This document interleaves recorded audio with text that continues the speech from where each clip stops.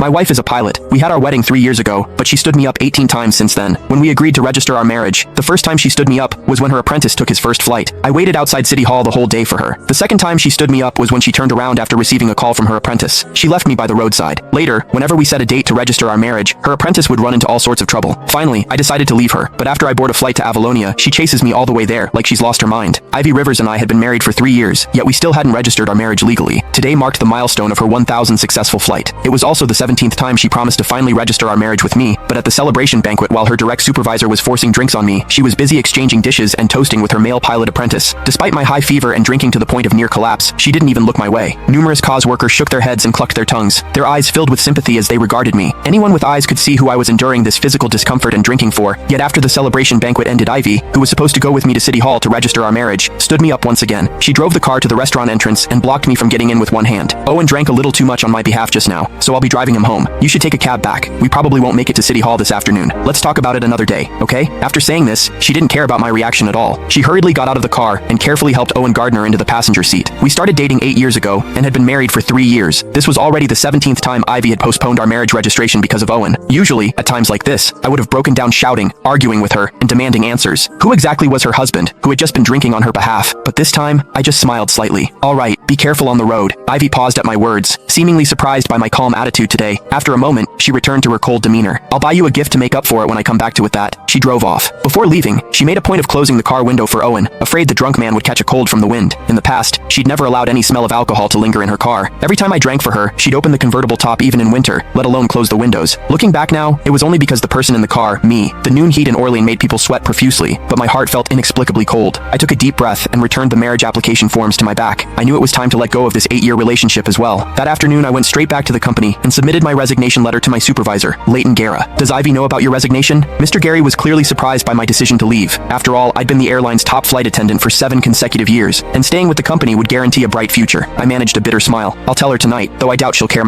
These past few years you two flew new routes to get together, and won company awards together. The CEO even attended your wedding personally 3 years ago. Everyone was so envious. But I suppose Mr. Guerra trailed off with a long sigh, his voice full of regret. Yes, those were indeed beautiful memories, but memories were just memories. We could never go back. After submitting my resignation, I returned home around 10 p.m. The house was eerily quiet and empty. On my phone, a social media post from Owen popped up because he'd specifically tagged me. The caption read, "Special, thanks to my beautiful mentor for staying by my side all afternoon as a thank you. I'm taking her to Marcus Vay's concert tomorrow. Looking forward to it." I knew then that Ivy, who'd said she'd come home at noon, wouldn't be returning. This had happened too many times in our 3 years of marriage after making myself a simple bowl of